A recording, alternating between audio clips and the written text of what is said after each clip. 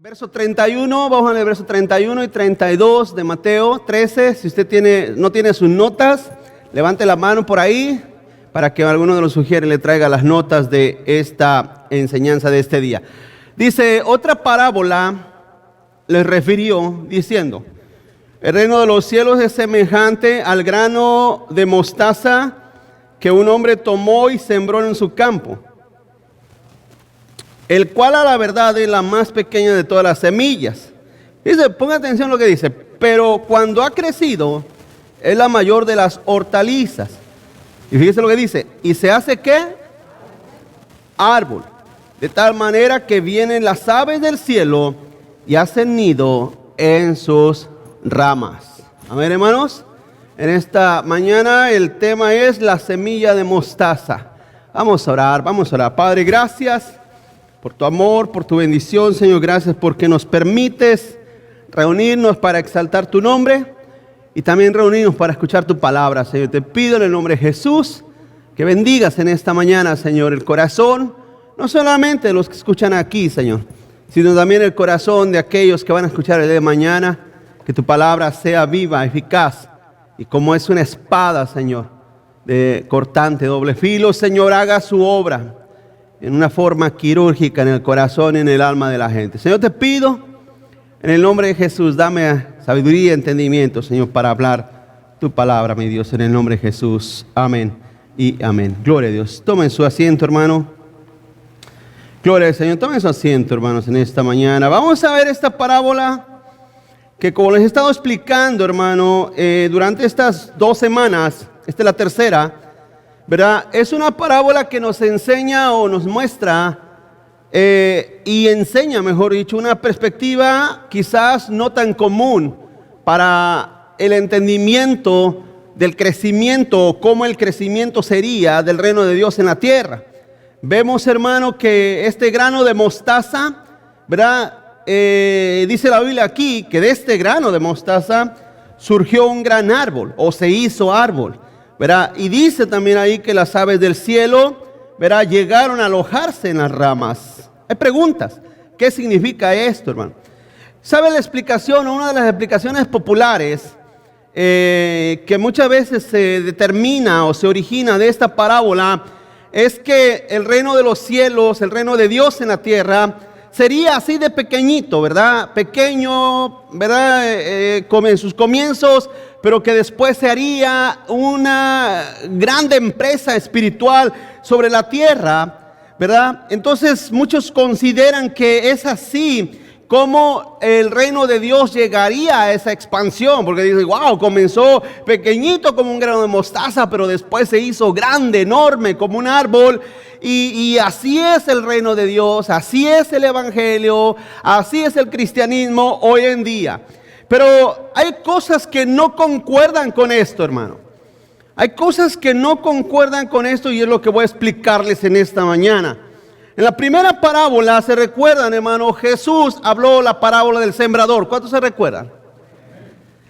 Y él dijo claramente, porque usted se recuerda, lo tiene muy fresco, claramente dijo el Señor, que ese sembradío, esas semillas, ese sembradío o esas semillas esparcidas, su fructificación no sería en aumento, sería en disminución. 100, 60 y 30%. ¿Lo notaron eso, hermanos? Después de ahí, el Señor en la segunda parábola habla del trigo y la cizaña, donde el maligno viene de noche cuando los hombres duermen y siembra cizaña en el campo. Y lo que nos llama mucho la atención es que los siervos de Dios estaban dispuestos a arrancar la cizaña, pero el Señor, el dueño del campo, les dijo, no, déjenlos que crezcan juntos. ¿Me va siguiendo? Esta parábola no puede decir algo diferente. Esta parábola tiene que tener una explicación de acuerdo al contexto que Jesús estaba hablando. ¿Me va siguiendo, hermanos? Tiene que seguir un contexto y es lo que vamos a investigar y vamos a estudiar.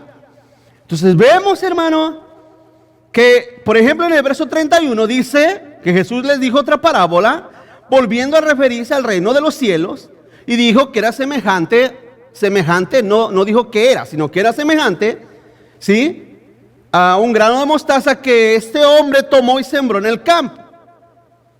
El campo siempre ha sido el mundo. Ahí, en este contexto, ha sido el mundo. Así es que punto número 1. ¿Qué quiso darnos a entender el Señor en esta parábola? Es una interrogante que yo quiero que se la tome en su corazón y diga, bueno, yo quiero saber qué nos quiere decir el Señor en este grano de mostaza.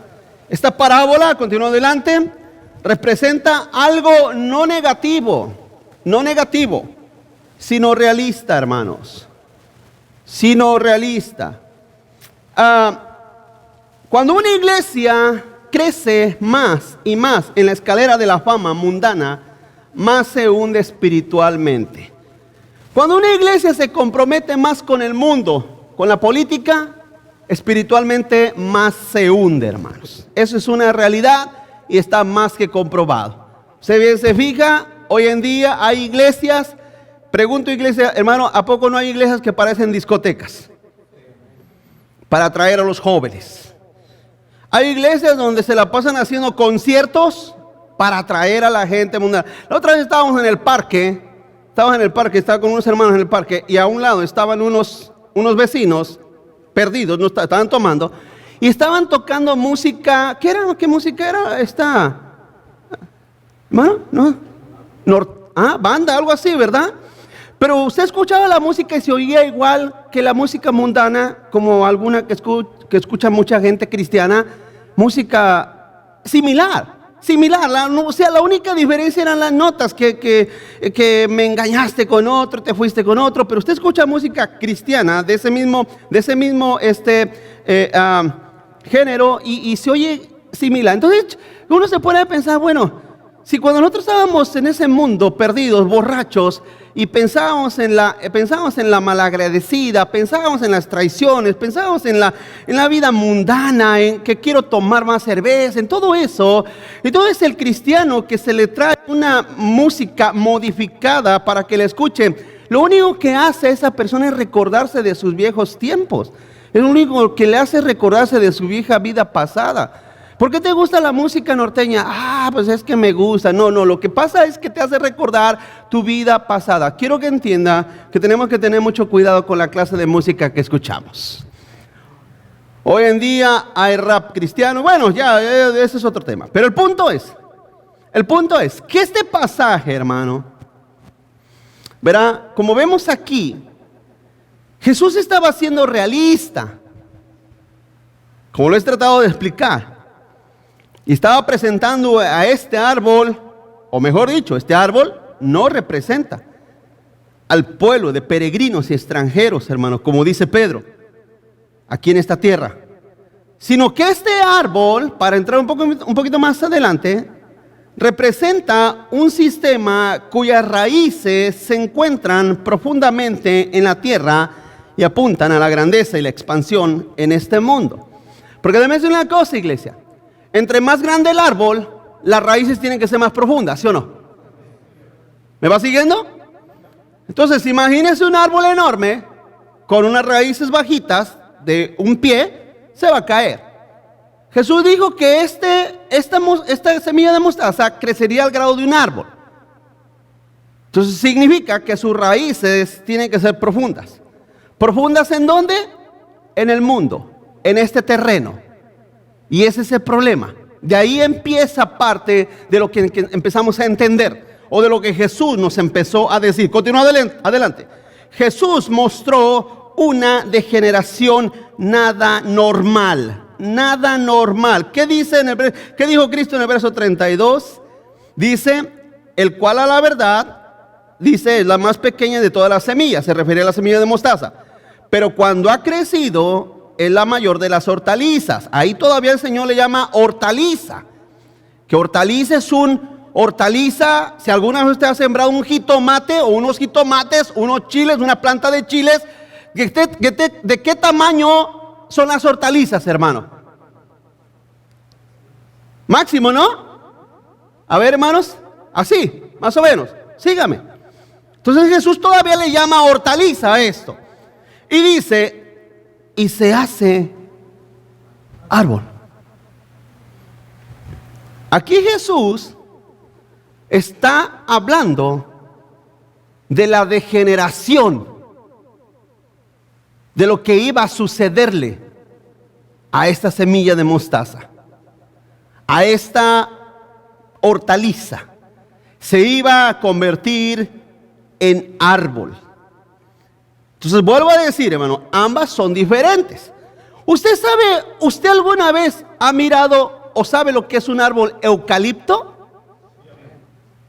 ¿Qué tan grandes son esos árboles eucaliptos? Enormes. Yo creo que de los árboles son uno de los más grandes. Los robles, los secuoyas, son árboles enormes y grandes. ¿Usted conoce, algunos de ustedes tienen rosas en sus casas, rosales? Hermanos, ¿tienen? ¿Qué tan grandes están? Le pregunto, ¿alguna vez usted ha visto un rosal del tamaño de un eucalipto? Usted imagine, va por la calle y mira un rosal del tamaño de 100 pies de alto. Le pregunto, ¿no usted dirá, oye, qué anormal es esto? ¿No? Es lo que Jesús está explicando. Está diciendo, esta pequeña semilla de mostaza se degenerará al grado tal que se convertirá en algo no normal. Quiero que entienda, y se lo voy a decir. Yo creo que si Pablo, Pedro, Juan vinieran hoy en día a mirar a la iglesia de hoy en día, dirían, ¿qué es esto? ¿Qué es esto? Y si ellos entraran a la iglesia de Joel Austin con 45,000 personas, entrara y mirara y escuchara el mensaje que él escucha, dijeran ellos, Pablo, Pedro, Juan, ¿qué es esto? ¿En qué se han convertido? Continúa adelante. No es normal porque el reino de Cristo no es de este mundo. Y eso es glorioso porque un día el Señor vendrá, hermano, y la cizaña será juntada en manojos y será quemada. Ahora, Jesús dijo que su reino, dígalo conmigo, su reino no es de este mundo. Juan 18:36, Jesús dijo,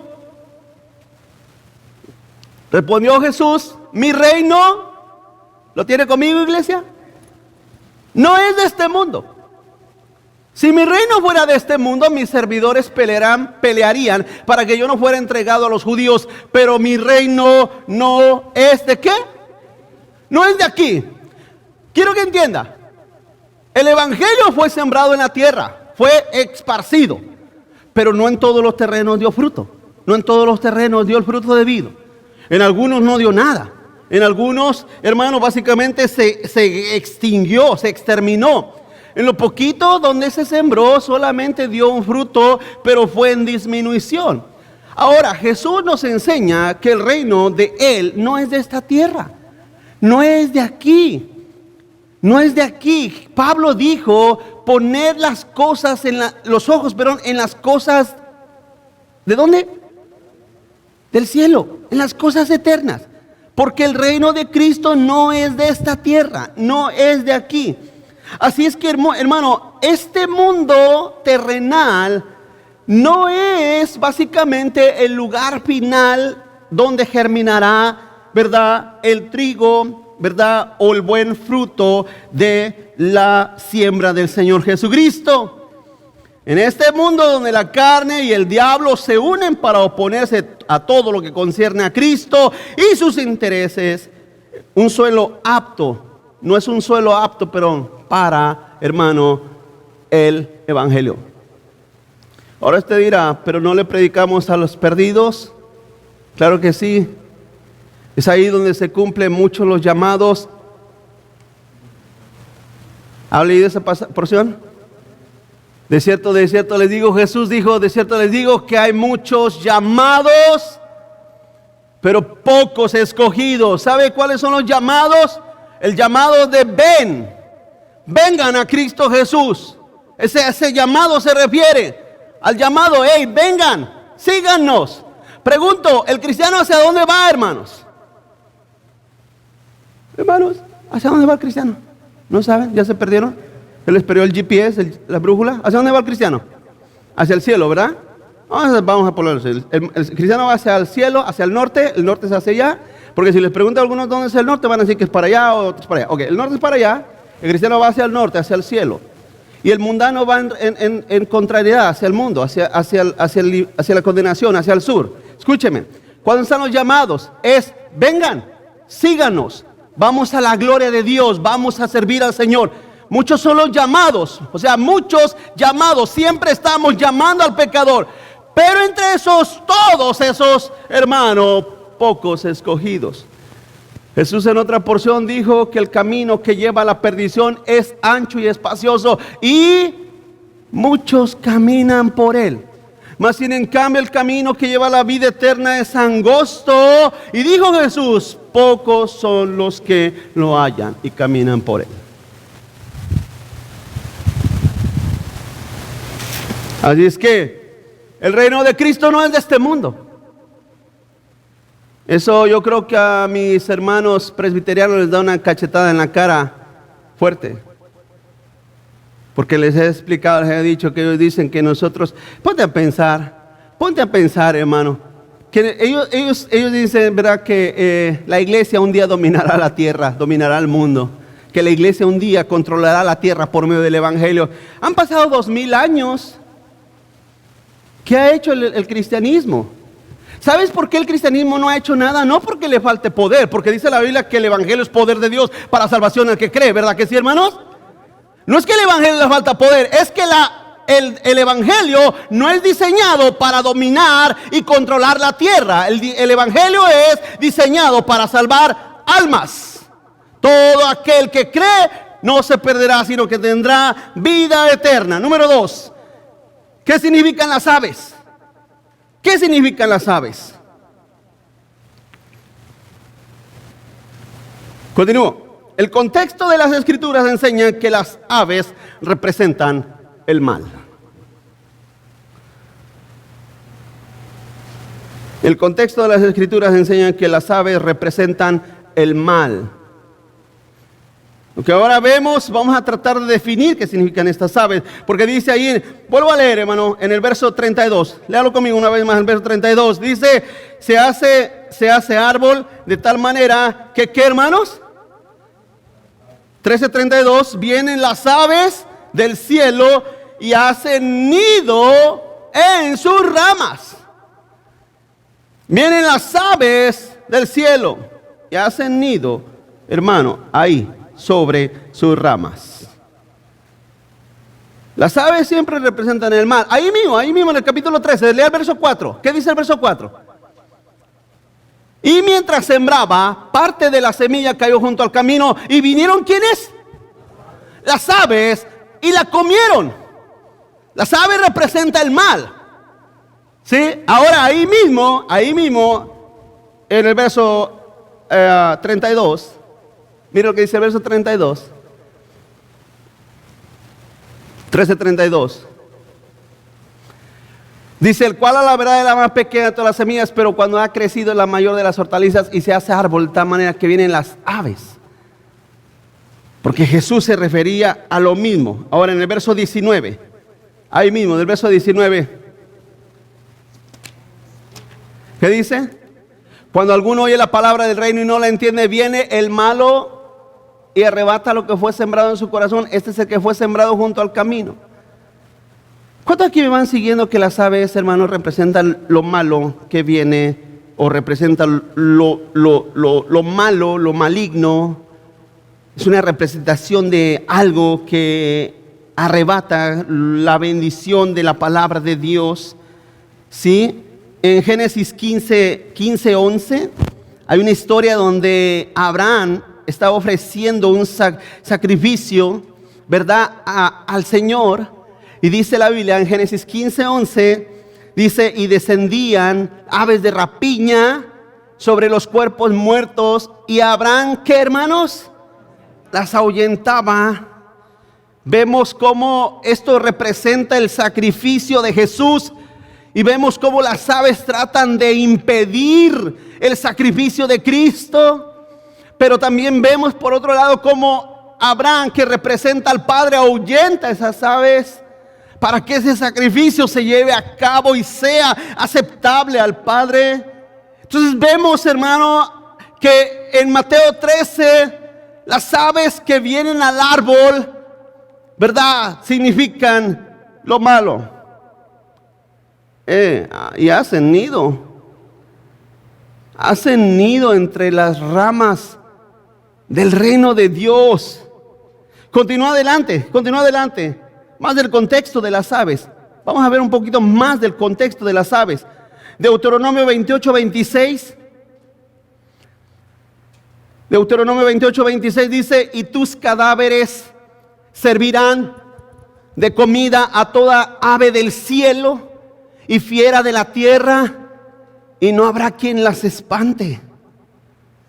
En Apocalipsis 18:2, hablando acerca de la gran Babilonia que el Señor destruye, Apocalipsis 18:2 dice: y clamó con voz potente diciendo: ha caído la gran Babilonia, y se ha hecho habitación de demonios y guarida de todo espíritu inmundo y albergue de toda ave inmunda y aborrecible. Es cierto que la Biblia, por ejemplo, el Espíritu de Dios es representado en una paloma, ¿sí o no, hermanos? Y los cristianos a veces son representados como las águilas. Y el Señor, dice la Biblia, como una gallina te quise cubrir. Pero en este pasaje de Mateo 13, las aves representan lo malo. Y nos preguntamos, ¿cómo es que las aves vienen a encontrar su guarida y vienen a poner su nido en el reino de Dios? ¿Cómo? ¿Cómo es eso posible? Jesús mismo continúa adelante, Jesús mismo dio a entender la naturaleza de estas aves. Sí, ya lo leímos en el verso 19. Las aves representan lo malo. Ese árbol es una degeneración del reino de Dios. Usted dirá, pero ¿cómo se puede degenerar? Ok, se degenera la parte, o se degenera lo que se imita. ¿Se recuerda que le he dicho, hermano, que el diablo todo lo imita? El diablo todo lo imita. El diablo siempre hace una copia de lo que es verdadero. De la misma manera, el diablo ha hecho pensar a mucha gente que son parte del reino de Dios. Eso es tremendo. Y quiero que entienda que desgraciadamente, hermano, son muchos. Porque déjeme decir una cosa, le voy a hacer una pregunta. A ver, iglesia, le voy a hacer una pregunta. En el tiempo que vivimos hoy en día, ¿qué iglesia crece más rápido? ¿Una iglesia donde nos dedicamos a estudiar la palabra de Dios, o se dedican a estudiar la palabra de Dios? ¿O una iglesia donde está un apóstol, un profeta o una pastora? Número 1, los lugares donde se estudia la palabra de Dios, se enseña la palabra de Dios, o lugares donde hay pastores, pastoras, profetas o apóstoles. ¿Dónde crece más rápido? La 2, ¿verdad? ¿Está de acuerdo conmigo? La 2. ¿Por qué? Mira cómo, wow, qué iglesia, el apóstol, mira cómo hizo crecer la iglesia así de rápido.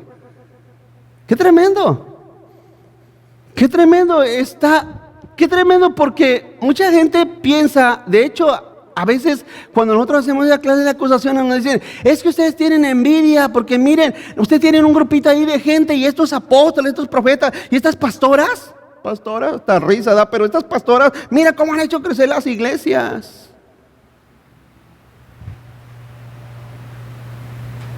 Porque las aves hacen nido también en el reino de Dios.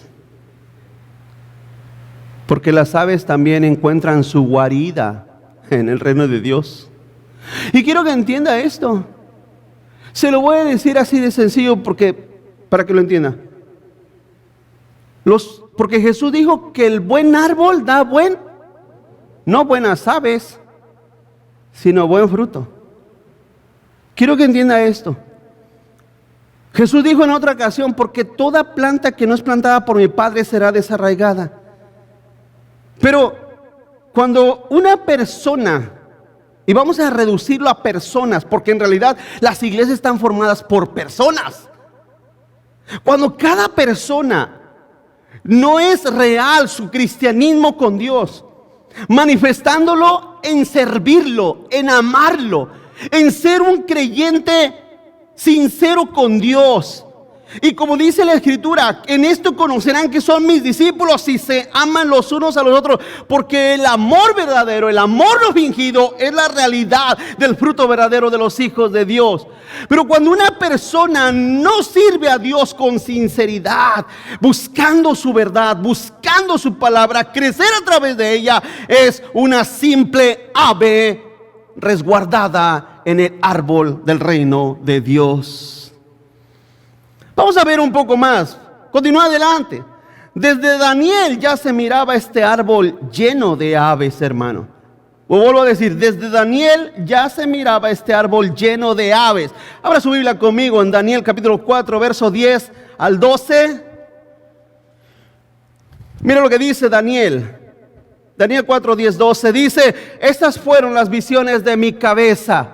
Estaba en mi cama, dice, y me parecía ver en medio de la tierra un árbol. ¿Será el mismo que dijo Jesús? Un árbol, cuya altura era ¿qué? Crecía este árbol y se hacía fuerte, y su copa llegaba hasta el cielo, y se le alcanzaban a ver desde todos los confines de la tierra.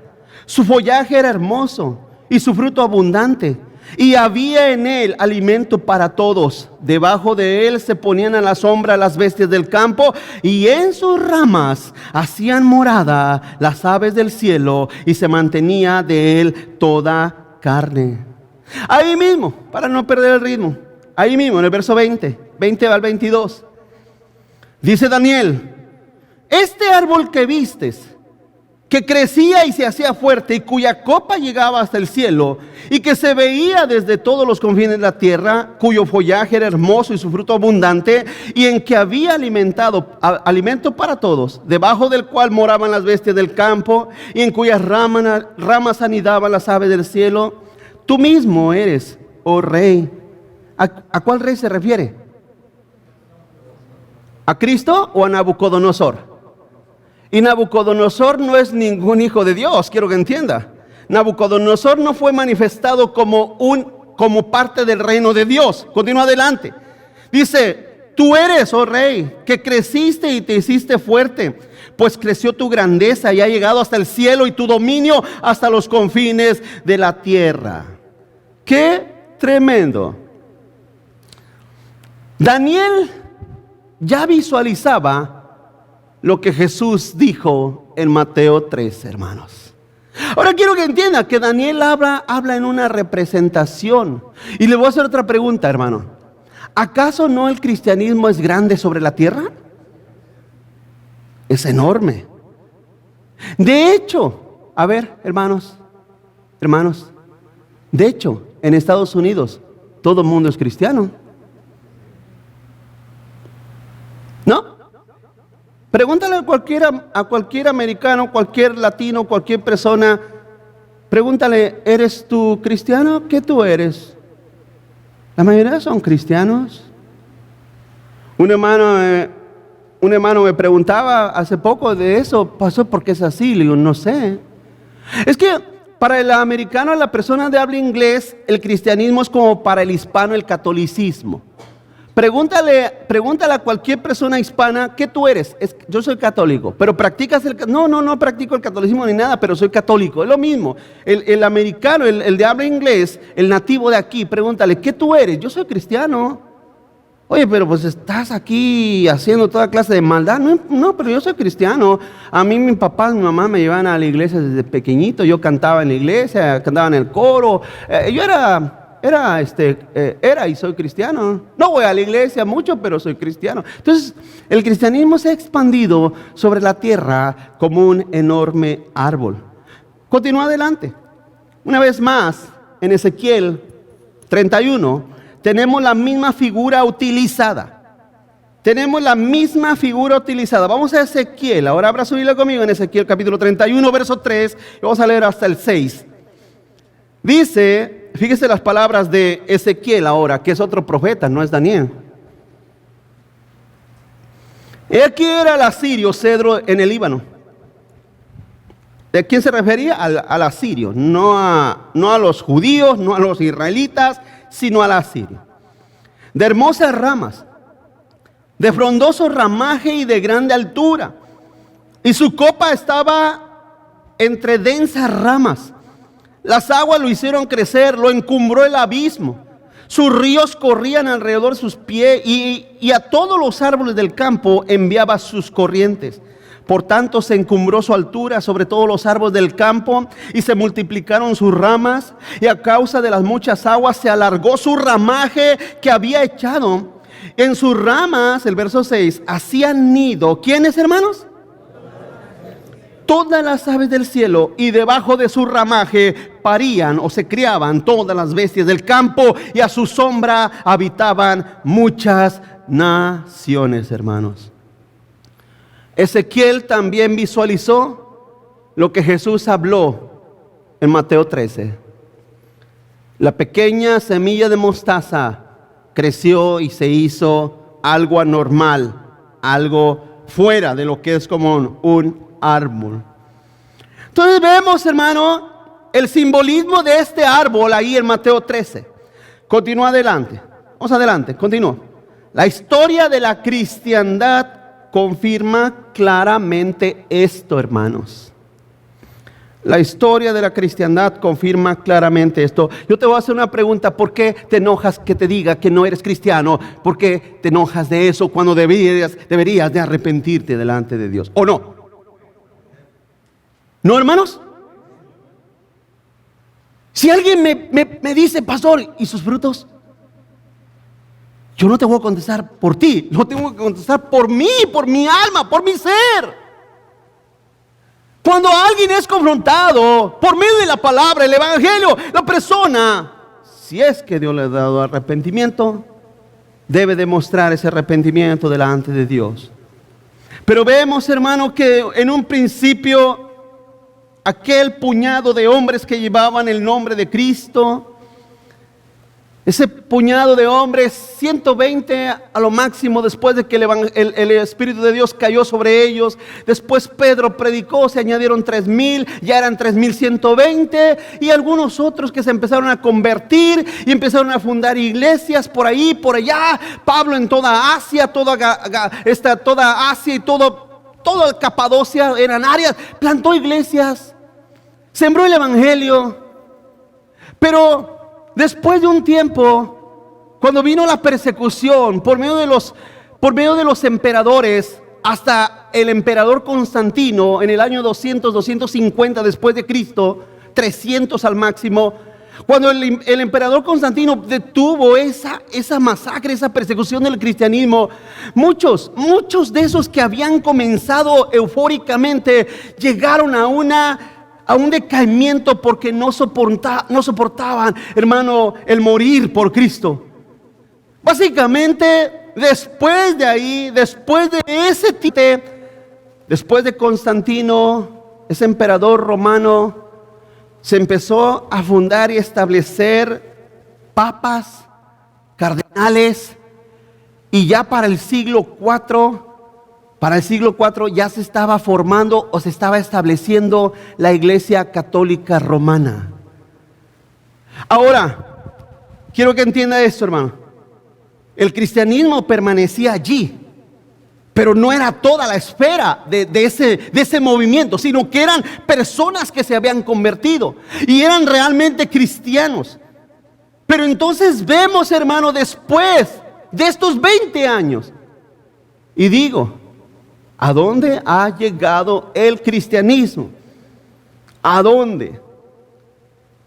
Entonces vemos que conforme a los estándares mundanos, hermano, para que algo tenga realmente impacto sobre la tierra, necesita ser impresionante, necesita ser atractivo, necesita ser alucinante, porque si no, no tiene ninguna clase de efecto.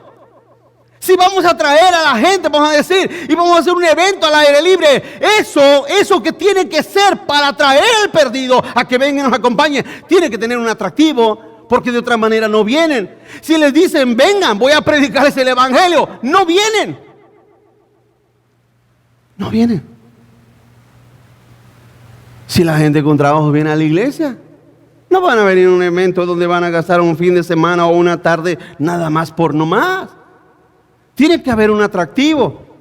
Tiene que haber un aditivo a eso. Tiene que haber cantantes, tiene que haber testimonios, tiene que haber algo que les atraiga. El testimonio del ex satanista, del ex homosexual, del ex asesino, del ex convicto. Tiene que haber algo para que vengan. Porque el evangelio ya no es atractivo para la gente.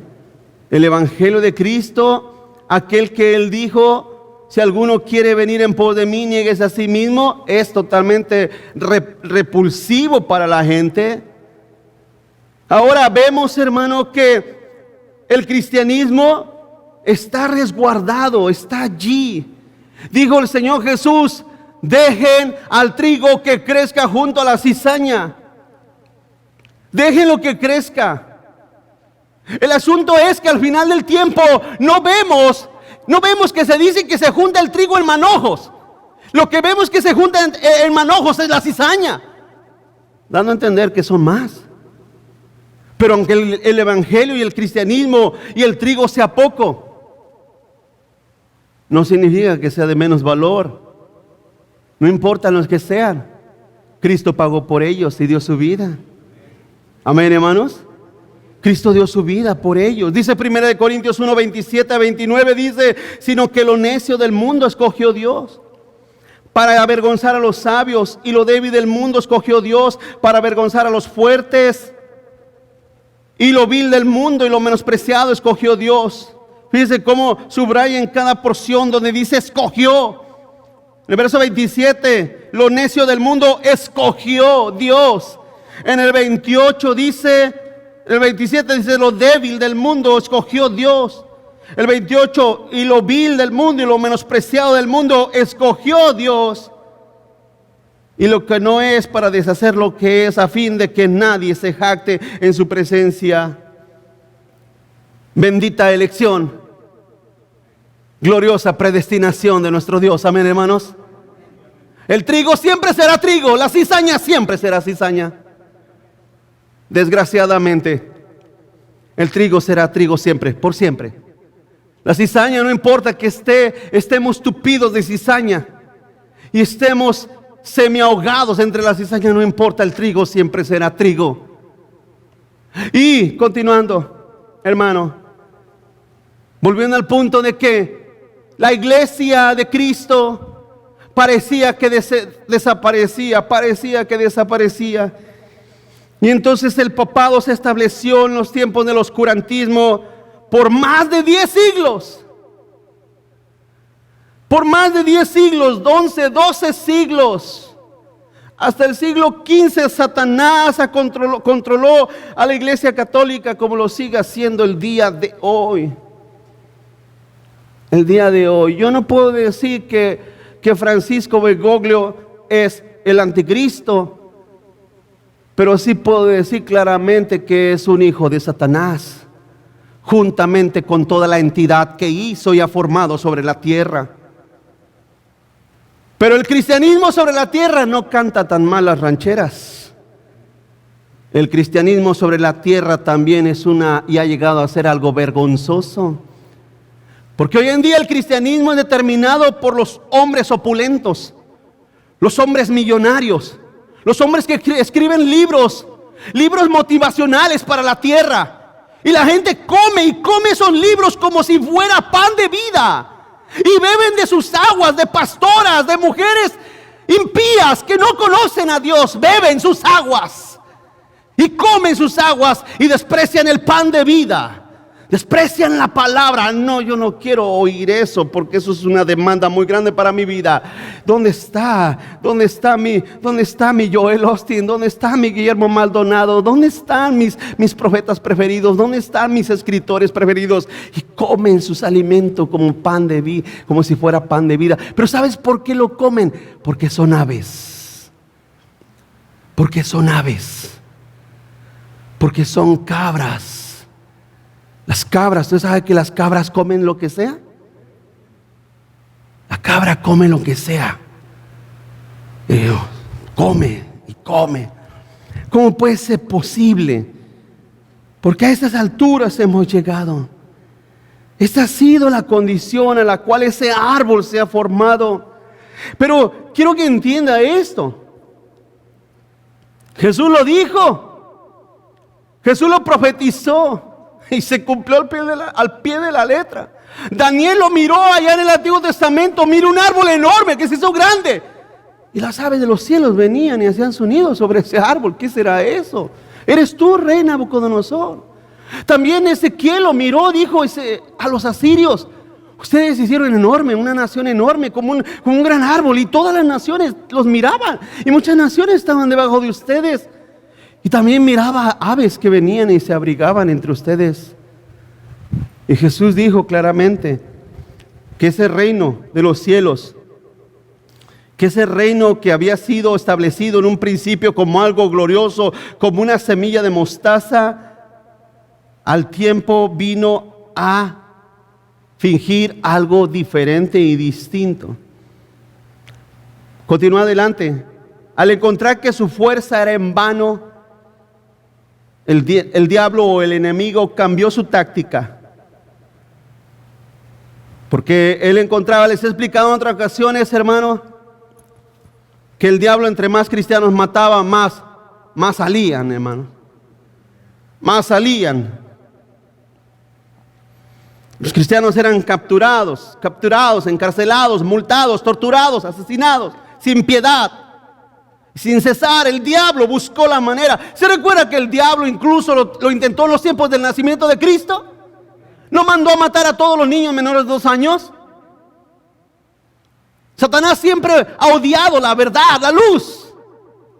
Quiso de una manera, incluso usó a Pedro. Señor, ¿cómo vas a ir a la cruz? No vayas. Quítate delante de mí, Satanás. Satanás siempre buscando, le gritaban: si eres el Hijo de Dios, bájate de ahí. Era el diablo gritándole, tratando de evitar que el sacrificio en la cruz se llevara a cabo. Y entonces, después que Jesús se fue y ascendió a los cielos, el diablo se ensañó en contra de los discípulos del cristianismo y los empezó a perseguir. Primero con Pablo. Después de ahí, vuelvo a decir, los emperadores, los reyes empezaron a odiar al cristianismo. ¿Por qué? Porque en una ocasión un hombre fue y le dijo: ¿sabes qué? Déjame decirte una cosa, esa mujer que tú tienes es la mujer de tu hermana, de tu hermano, y no te es lícito tenerla. Estás mal, Juan. Fue y lo decapitó. El diablo ha querido callar la voz de los hijos de Dios, siempre. Pero entonces, cuando los cristianos empezaron a morir,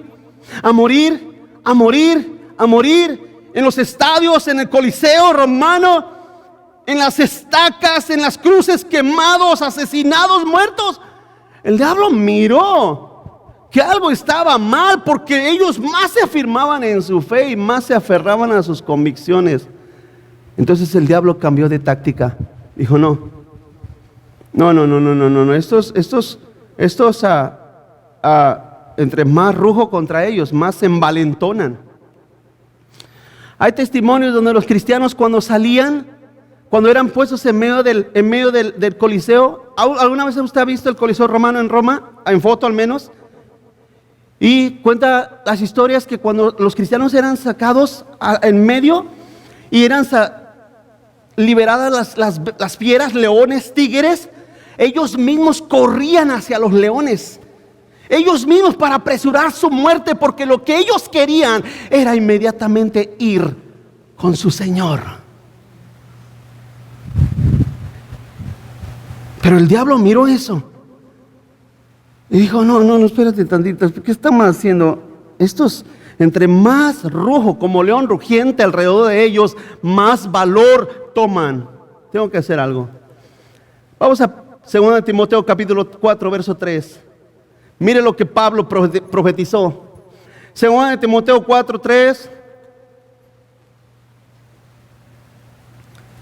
Porque vendrán tiempos, dígalo conmigo, y ya estamos. Y ya estamos.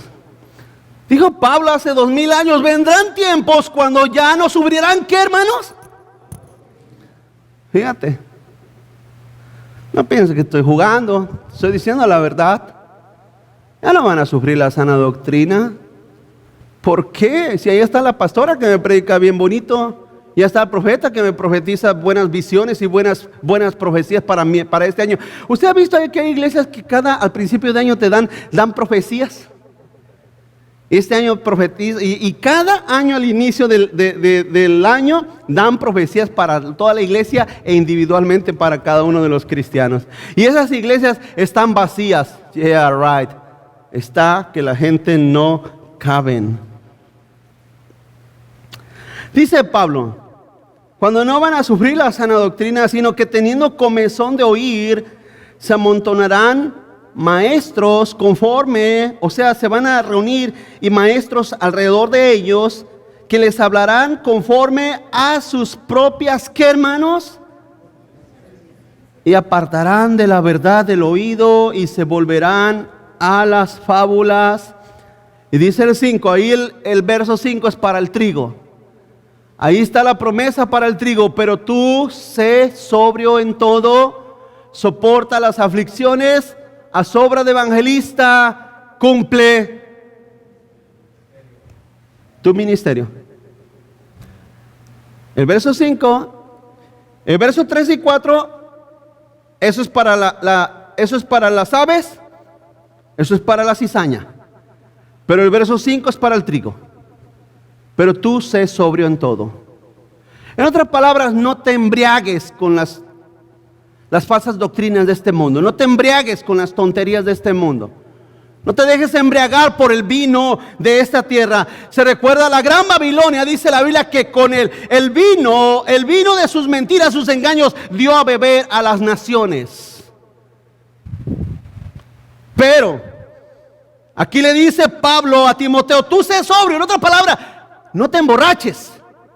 Pablo dice en otra ocasión, no se embriaguen con vino en el cual hay disolución, sino antes ser llenos del Espíritu de Dios.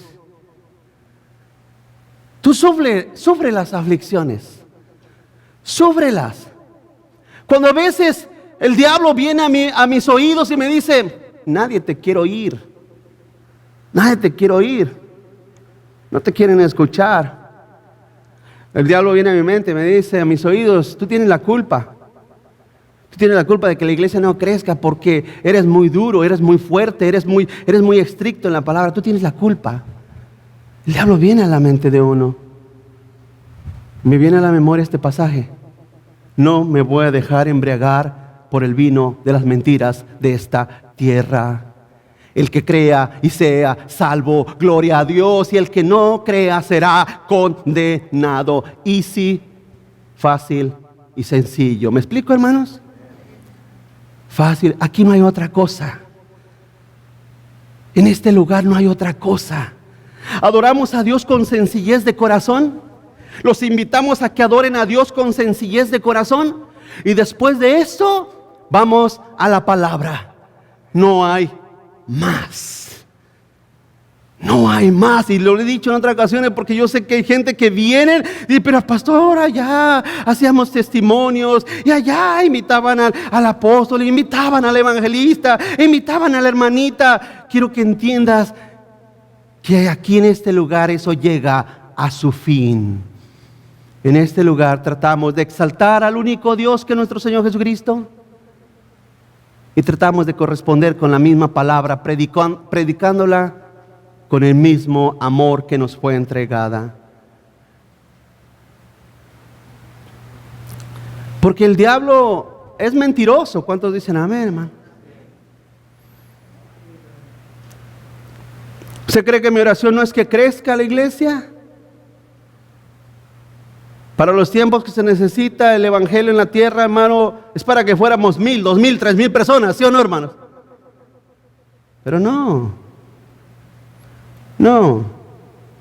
Algunos de ustedes no aman a Cristo, no aman a la iglesia, no aman al Señor, no aman el evangelio. ¿Qué puedo hacer? ¿Qué puedo hacer? ¿Qué puedo yo hacer? No voy a llevar sus cargas de ustedes, llévenlas ustedes.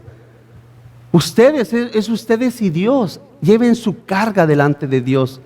Ese es el precio que ustedes van a pagar por el despreciar la palabra de Dios. Son aves que se anidan dentro del reino de Dios. Son aves que hacen morada dentro del reino de Dios. Simples aves, simples aves. El trigo nunca dejará de ser trigo. Y yo puedo mirar a aquellos que han crecido, han nacido de Dios, y el que ha nacido de Dios, los que han nacido de Dios permanecen y aman y crecen al Señor, crecen en Cristo, en conocimiento, en sabiduría, en entendimiento, y su fe se afirma cada día más. Ese es el nacido de Dios. Continúa adelante. Continúa adelante. Satanás persuadió a los hombres mundanos para buscar la membresía en la iglesia de Dios. Y eso es verdad.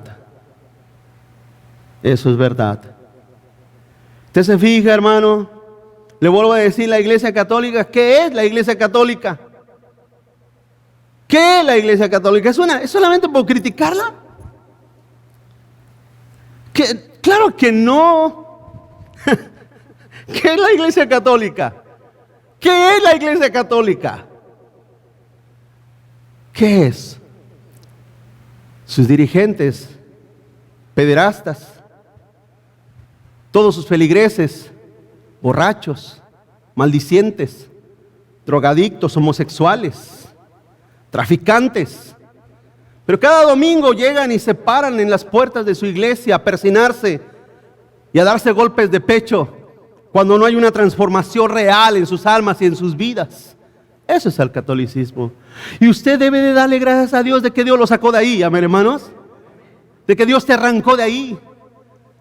¿Sí? De que Dios te arrebató de esos lugares. Y ahora como hijo de Dios cumple y sufre. Soporta las aflicciones. Haz obra de evangelista. Cumple el llamado que Dios te ha dado.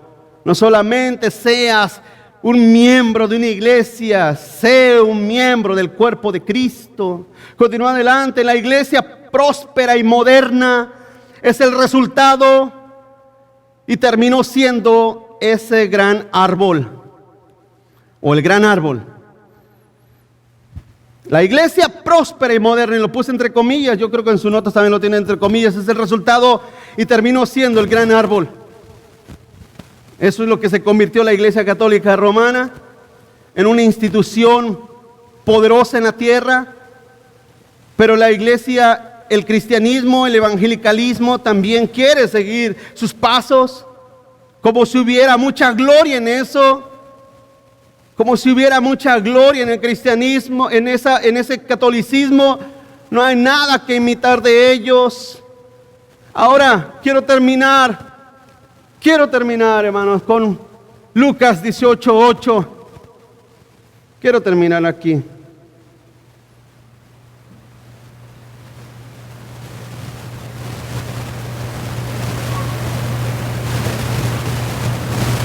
¿Ya lo tiene? El Señor se está refiriendo cuando Él regrese. Sí. Os digo que pronto les hará justicia, pero cuando venga el Hijo del Hombre, fíjese lo que dice.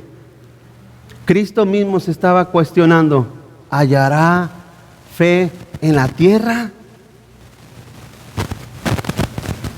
Pregunto, hermano, es crítico eso, ¿no? Es crítico. Pero cuando yo regrese, ¿encontraré fe en la tierra? En otras palabras, ¿encontraré al trigo que sembré? ¿Encontraré a mis hijos? ¿Dónde están? ¿Dónde estarán? Pero dice en otra ocasión, por causa de los escogidos, esos tiempos serán acortados, porque si no fueran acortados, nadie sería salvo. Vemos, hermano, que en la primera parábola el diablo arrebató parte de la buena semilla a través de las aves. En la segunda, vemos que el diablo se le ve involucrado en el trabajo de imitación o sembrar la cizaña. Y tercero, aquí en esta tercera parábola, hermano, se nos muestra un cristianismo corrompido, ofreciéndole refugio al maligno. Y como dice Pablo en una ocasión, doctrinas de demonios. Doctrinas de demonios se han metido, se han venido a encarrilar dentro del cristianismo. Y lo único que nos puede ayudar a discernir esas mentiras y esas doctrinas demoníacas es la palabra misma de Dios, porque es la fuente de vida, es la fuente de sabiduría.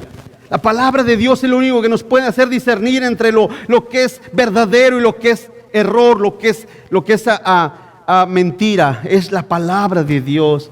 Y seguimos predicando y seguimos enseñando y seguiremos para que el trigo siga fortaleciéndose hasta el día del Señor. Amén, hermano. Que el Señor nos siga ayudando, dando fuerza y aliento. Vamos a orar. Vamos a orar y darle gracias a nuestro Dios.